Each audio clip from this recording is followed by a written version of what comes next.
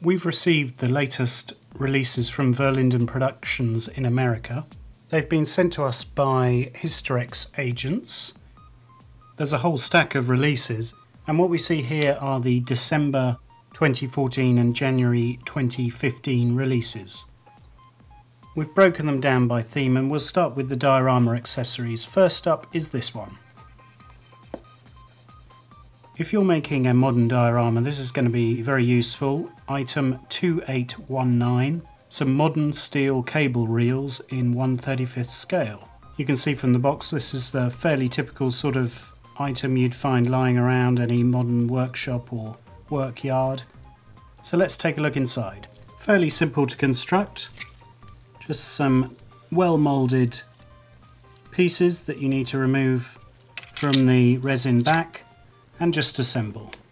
Here you can take a closer look at the outer pieces. Moving on, again in the modern arena, this is a street transformer station. This sort of urban accessory is the kind of thing that modelers always love. Really useful to form the centerpiece of your diorama. This is item 2818 street transformer station in 1/35th scale. Here's the longest of the street telegraph poles, obviously a modern cement type telegraph pole. Extremely cleanly cast, pretty straight. There's a smaller brother for that. Nice piece of concrete like moulding there. Again, no real bubbles or imperfections. Here are the transformer elements. Those are really well moulded. You also get some wire and a street light. There you can see the insulators, various bolts. That way you get an idea of all the different parts. 2816 is another great idea for diorama builders. It's a Blacksmiths Workshop. But what you get obviously is the anvil, the coals and so on, a workbench, some tools and some barrels. It's 1/35th scale as well, of course. And here are the contents. It's always the little items like the barrels or the bucket in these sets that prove really invaluable, but there's plenty of other useful bits and tools. You also get some copper wire and some plastic rod. Verlinden has made its reputation coming up with these sort of useful diorama accessories, and this is no exception. Also in the same sort of category of diorama accessory is 2812, a Panzer Nest. It's a small vignette from World War II. Panzer Nest was a primitive sort of prefabricated bunker system devised by the Germans. Quite a nice idea to have this little scene of life. You could put this at the extremity in a corner of a diorama. Quite easy to build in around the terrain generally. So let's take a look inside. Quite a large lump of resin. This actually can be hollowed out at the bottom as well if you want to make it even deeper. The detail of the casting is excellent. That's roughly how it will fit together. It's got a really good texture on it. As well, you get the GI figure. There you can see the figures moulding. There's the head. Quite well rendered. And the arm with the Tommy gun.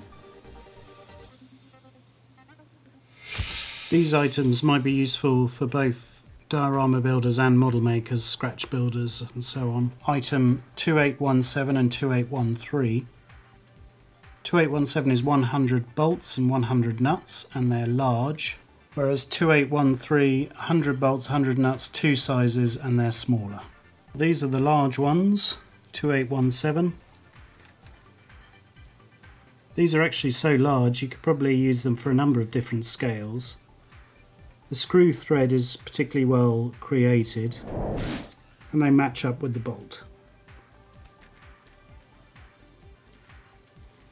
Here you can see the smaller nuts and bolts, again well moulded, good thread detail and clean, crisp reproduction.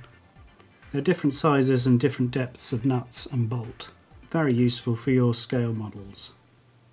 On to figures now with reference 2811, Luftwaffe Fieldmarshal Hermann Goering. This is a 120mm or 1/16 scale figurine. Let's take a look inside. Here you can see what you get. It's cast in their characteristic fashion, their yellow resin, which holds plenty of detail. The master has clearly been well made. The braid and medals are well produced. Have a look at the head. It seems to capture Hermann Goering pretty well. This will be a fun figure to paint due to the larger than life nature of the man himself. Smaller scale this time, 2810 and 2815. This one is a Celtic Warrior, a rather grisly pose holding a severed head. 2815, the Roman Javelin Thrower, nice action pose there. This is a closer view of the Roman Javelin Thrower. You can see the arrows there, chainmail. There's a little base as well, and there's the head. By way of comparison, here's 2810, the Celtic Warrior. Worth pointing out some impressive detail on the scabbard there. Rounding off today's review is item 2814, another figure set, German Trench Raiders World War I, 1/35 scale. Recently there have been quite a few World War I tanks released, so this is an easy way to display them and to add some life. You've got some drinking and eating soldiers here. Here's a quick glimpse of all the different components that make up the set. As usual, the sculpting is well defined, some nice crease detail there for example. And this one's smiling, wearing the Stahlhelm. A little bit of detail of the rifles there. As with any resin figure kit, it's just a case of removing the casting plugs as carefully as you can to preserve the detail. And then you glue it with cyanoacrylate or superglue. The German Trench Raiders World War I. That concludes this unboxing and review of the December 2014 and January 2015 new releases, or re-releases in some cases, from Verlinden Productions of America, and they're available to buy over the phone or online from Hysterex agents. Thanks for watching, and bye.